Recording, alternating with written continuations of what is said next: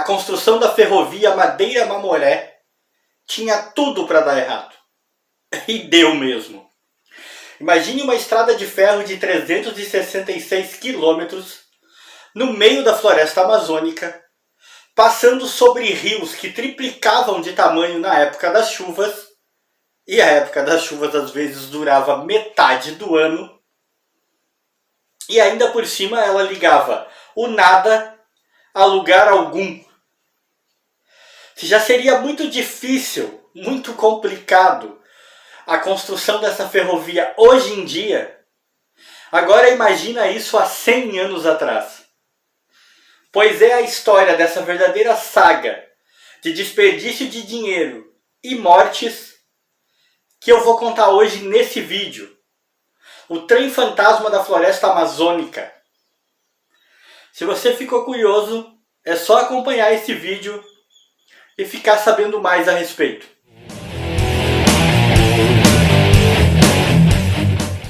Primeiramente, eu acho que convém colocar as coisas mais ou menos dentro de um contexto histórico. Desde que perdeu a sua faixa litorânea no Pacífico para o Chile, durante a Guerra do Guano em 1883, a Bolívia ficou simplesmente sem saída para o mar. O que, é claro, era uma coisa catastrófica para uma economia que sempre foi baseada na exportação. Por essas razões, os bolivianos tiveram a ideia que, naquele momento deve ter parecido brilhante, de trocar o Acre por uma ferrovia que fosse da fronteira com o Brasil até o rio Mamoré. Desse rio, o Mamoré, as coisas iriam de barco pelos rios Madeira e Amazonas até o Atlântico. E dessa maneira, os produtos bolivianos poderiam escoar. A princípio, pode até ter parecido uma ótima ideia, até porque ela também marcava e acabava, de certa maneira, com os conflitos, com as animosidades que existiam entre Bolívia e Brasil por causa do Acre, que, para quem não sabe, já foi motivo de disputa entre esses dois países. Só que o tempo acabou mostrando que não foi uma boa ideia. Diante desses fatos, então, em 1905, o governo brasileiro abriu licitação para a construção dessa ferrovia. Levando em consideração os custos que já haviam tido as ferrovias de Minas Gerais, São Paulo e Rio de Janeiro, não houveram muitos pretendentes querendo assumir essa ferrovia. Na verdade mesmo, houveram apenas dois.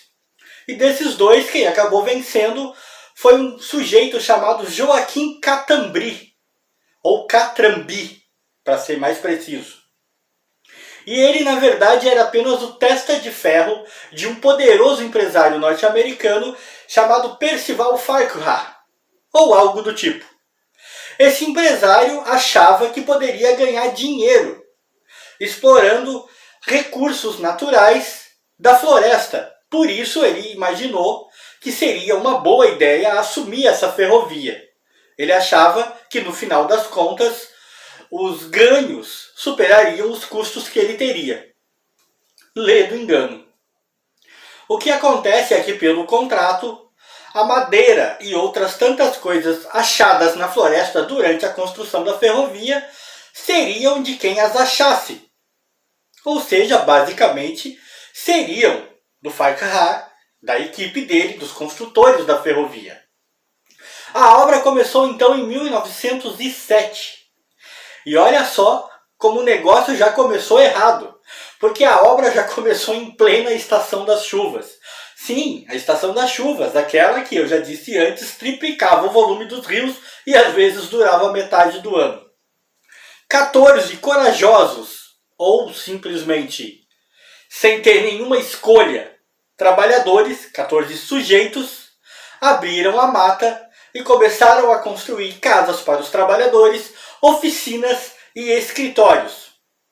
Como dado adicional e curioso, o lugar onde eles começaram a fazer esta obra, a preparar o que viria a ser depois o início da construção da ferrovia, era o que mais tarde se tornaria a cidade de Porto Velho. Os empreiteiros americanos descobriram logo muito rápido mesmo, que o ambiente insalubre e as doenças tropicais incapacitavam os trabalhadores muito mais rápido do que eles podiam avançar com os trilhos. E eles precisavam de uma solução para isso. E qual foi essa solução?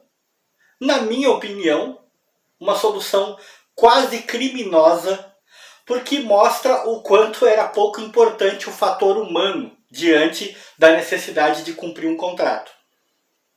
O que eles fizeram foi estabelecer uma espécie de sistema de rodízio, no qual todos os meses 500 novos trabalhadores chegavam à obra para substituir aqueles que caíam doentes. Por causa desse rodízio incessante, as obras podiam continuar. E cerca de 22 mil operários chegaram e se foram dessa obra durante o tempo em que ela levou para ficar pronta. Para que vocês tenham uma ideia, segundo os números do Hospital de Candelária, que foi, vejam bem, um hospital que foi construído na época especialmente para tratar dos funcionários da obra, cerca de 1.500 pessoas morreram no hospital. No hospital e das mais diversas doenças e problemas advindas do trabalho nessas condições terríveis dentro da floresta amazônica. Se você somar esses números, as mortes daquelas pessoas que nem sequer tiveram tempo de chegar ao hospital, estima-se que mais de 2.000 pessoas tenham perdido a vida e, portanto, jamais tenham conseguido voltar para casa. 2.000 pessoas que deixaram seus lares, suas famílias, provavelmente em busca de um sonho de melhorar, e que simplesmente nunca viram o seu lar novamente. Para encurtar a história, 6 anos depois, e milhares de dólares investidos depois, a ferrovia finalmente ficou pronta, isso lá por 1913. O que acontece, numa dessas cruéis ironias da vida, é que também, mais ou menos nesse ano, a exportação de borracha advinda da Ásia superou a exportação da Amazônia. E a tão sonhada saída para o mar dos bolivianos passou a ser cada vez menos frequentada, até que chegou ao ponto de ficar abandonada, praticamente abandonada, por quase 20 anos. Até que finalmente em 1966 ela foi oficialmente desativada. Era um sonho louco de gente gananciosa, com um alto custo de vidas humanas, que acabou realmente não servindo para coisa alguma na prática. É totalmente impossível calcular qual foi o montante real de dinheiro dos cofres públicos que foi investido e perdido na construção dessa ferrovia. Até porque os documentos oficiais que poderiam dar essas informações foram incinerados pelo exército, né? Por que será? O que se sabe é que muito do equipamento que ficou para trás ou foi vendido, ou pior ainda, foi simplesmente jogado no Rio Madeira para apodrecer no fundo do rio, sem que jamais pudesse ser recuperado.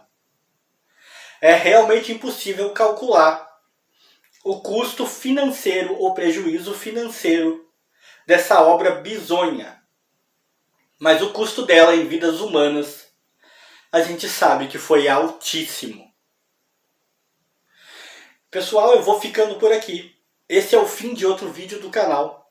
Quem gostou, acompanhou até o fim, deixa aquele like pra gente, compartilha.